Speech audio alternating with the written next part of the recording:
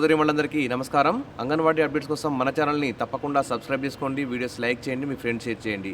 విషయంలోకి వెళ్తే నిన్న తెలంగాణలో అంగన్వాడీ సంబంధించి ఒక ముఖ్యమైనటువంటి పథకాన్ని మంత్రి సీతక్క అయితే ప్రారంభించారు.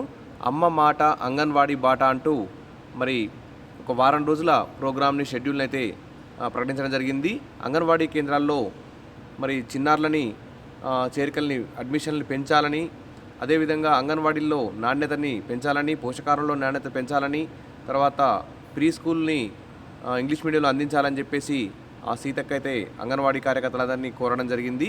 అదేవిధంగా అంగన్వాడీల సమస్యలన్నింటినీ పరిష్కరిస్తామని, మేము ఎన్నికల మేనిఫెస్టోలో ఇచ్చిన విధంగా ప్రతి సమస్యకు పరిష్కారం చూపిస్తామని, ఇప్పుడైతే రైతు రుణమాఫీ, రైతు భరోసా మీదనే మేము దృష్టి కేంద్రీకరించాం. దాదాపు 30-40 వేల కోట్లు రైతులకు సంబంధించి పథకాలకే వెళ్తున్నాయి. కాబట్టి ఈ రైతులకు సంబంధించిన పథకాలు కంప్లీట్ కాగానే నెక్స్ట్ ఉద్యోగులు తదితర మరి అంగన్వాడీ కార్యకర్తలు ఇలాంటి సమస్యలని పరిష్కరిస్తామని చెప్పేసి మంత్రి సీతక్క అయితే చెప్పారు. అదేవిధంగా 65 ఏళ్ళు దాటిన అంగన్వాడీ టీచర్లు ఆయాలను రిటైర్మెంట్ చేస్తున్నటువంటి అతి తక్కువ బెనిఫిట్తో రిటైర్మెంట్ చేసే జీవో నెంబర్ 10 కూడా రద్దు చేస్తున్నామని, టీచర్కి 2 లక్షలు, తర్వాత ఆయాకి 1,00,000 ఇచ్చేటువంటి జీవో త్వరలోనే వస్తుందని చెప్పేసి మంత్రి సీతక్క అయితే అమ్మ మాట అంగన్వాడీ బాట ప్రోగ్రాం ప్రారంభోత్సవంలో చెప్పడం జరిగింది.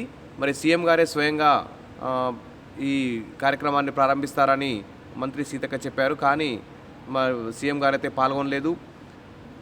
ఇక అంగన్వాడీల నిన్న ఎమ్మెల్యేల ఇంటి ముందు అంగన్వాడీలు చేసిన ధర్నా అయితే విజయవంతం చెప్పుకోవచ్చు. ఏది ఏమైతేంది, మంత్రి సీతక్క అయితే అంగన్వాడీ సమస్యల పట్ల సానుకూలంగా ఉన్నారు.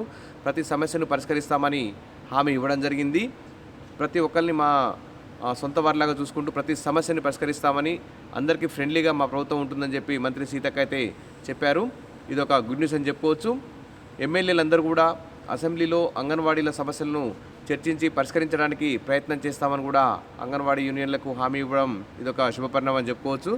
ఏదైతేమైంది, మంచి గుడ్ న్యూస్. ఈ బడ్జెట్ సమావేశాల్లో బడ్జెట్ కేటాయింపులు ఎక్కువ జరగాలి, అంగన్వాడీ టీచర్లు ఆయాల యొక్క వేతనాలు పెరగాలి, రిటైర్మెంట్ బెనిఫిట్లు పెరగాలి, సుప్రీంకోర్టు తీర్పు మేరకు పెన్షన్ గ్రాట్యుటీ ప్రభుత్వ ఉద్యోగులకు గుర్తించాలి, కనీస వేతనం అమలు చేయాలి. ఇవన్నీ జరిగితే అంగన్వాడీ టీచర్లు ఆయాలు చాలా సంతోషంగా వర్క్ చేసి అంగన్వాడీ వ్యవస్థను అభివృద్ధి పదాలకు తీసుకుపోయే అవకాశం ఉంటుంది. ఈ విధంగా తెలంగాణ మహిళా శిశు సంక్షేమ శాఖ మంత్రి సీతక్క గారు గుర్తించి అంగన్వాడీల యొక్క సమస్యలను వెంటనే పరిష్కరిస్తారని చెప్పి అందరూ కోరుకుంటున్నారు. ఆ దిశగా ప్రభుత్వం ముందుకు వెళ్తుందని కోరుకుంటూ విష్ ఆల్ ద బెస్ట్. మరిన్ని అప్డేట్స్ కోసం మన ఛానల్ని సబ్స్క్రైబ్ చేసుకోండి. Thank you.